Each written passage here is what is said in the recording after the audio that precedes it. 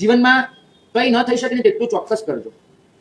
કોઈ માણસ અત્યંત દુઃખમાં છે, કપરી પડો એના જીવનમાંથી પસાર થઈ રહી છે, તમે એને બચાવી શકો એમ નથી, કાંઈ જ કરી શકો એમ નથી, ભલે વાંધો નહીં, બસ એની પાસે જઈને ઉભા રહેજો, એને એટલું કહેજો કે હું તારી સાથે છું.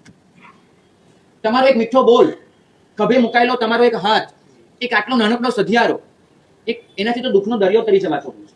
માટે આટલું પણ કોઈ કહે છે ને હું તારી સાથે છું, આનાથી મોટું આ દુનિયાનું કોઈ સત્ય હોઈ શકતું નથી. પરસ્પરો પગ્રહો જીવવાનો, એક જીવ બીજા જીવની સાથે જ આ સંસારની યાત્રા કરી શકે છે.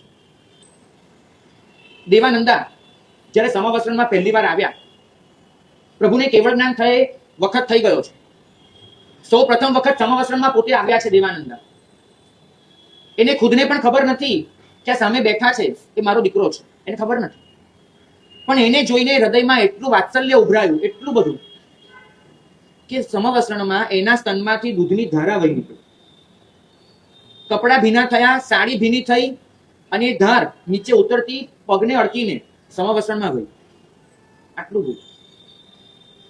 ગૌતમ સ્વામી એના દૃશ્ય જોઈને પ્રભુને પૂછી લીધું ચાલુ દેશના કે પ્રભુ આપને જોઈને કેટલી સ્ત્રીઓની આંખ વહી નીકળી છે, કોઈની છાતી વહી નીકળી હોય એવું તો આજ સુધી જોયું નથી. પ્રભુ આપને જોઈને ભક્તિભાવ અનુભવ્યો હોય, આપને જોઈને સમર્પણ અનુભવ્યું હોય એવી તો કેટલી સ્ત્રીઓ હશે, પણ આપને જોઈને આટલું વાત્સલ્ય અનુભવે કોઈ સ્ત્રી કેવી રીતે? અને એક ક્ષણે પ્રભુએ કોઈ પણ ગાંઠો ગળફો રાખ્યા વગર, કોઈ પણ લેબલ લગાડ્યા વગર સીધે સીધો જે જવાબ આપ્યો છે એ મધ્યકાલીન ગુજરાતી કવિએ બહુ સરસ શબ્દોમાં મૂકી આપ્યો છે કે ગૌતમ એ તો મેરી અમ્મા, ગૌતમ મારી માં છે. હું હોઉં તો હું શબ્દો લગાડું કે મારી સંસારી માં છે, મારા સ્વજન છે. આ લેબલો લગાડીને આપણે શું સિદ્ધ કરવા માંગીએ છીએ મને તો નથી ખબર. એક દિવ્ય સંબંધ છે. ગૌતમ અમારી માં છે. ભર્યા સમવસ્ત્રમાં બધાની વચ્ચે બે આશ્ચર્ય સર્જાયા હતા. દેવાનંદાની ઉંમર કમસે કમ 70 વર્ષની હશે, કારણ કે ભગવાનને કેવળ જ્ઞાન જ 42 વર્ષ પછી થયું છે અને એ પછી બીજા 3-4 વર્ષ વહી નીકળ્યા હશે. ભગવાન જયારે કુખમાં પધાર્યા દેવાનંદાની ઉંમર 25 ની ગણો ને પછીના બીજા 45 ઉમેરો, 70 વર્ષની ઉંમર. એ ઉંમરે કોઈ સ્ત્રીના સ્તન આવી રીતે કોઈકને જોઈને વહી નીકળે, આ એક આશ્ચર્ય છે. પણ એનાથી મોટું પરમ આશ્ચર્ય એ છે કે તીર્થંકર ભર્યા સમવસ્ત્રમાં બધાની વચ્ચે આટલી રુજુતાથી કહી દે છે કે ગૌતમ અમારી માં છે. સમવસ્ત્રણ એના પ્રેમના સામ્રાજ્યને સમજવા માટે કદાચ આપણી બુદ્ધિનો કોનો ટૂંકો પડી જશે. પ્રેમ એક પણ શબ્દ બોલ્યા વગર તમને હિંમત આપે છે, તમને હિંમત રાખવાનું શીખવે છે. પ્રેમનો અર્થ એટલો જ છે કે કોઈકની ભૂલ એને માફ કરી દેવી ક્ષમા થઈ, પણ કોઈકની ભૂલ યાદ જ ન આવવી એ પ્રેમ થઈ.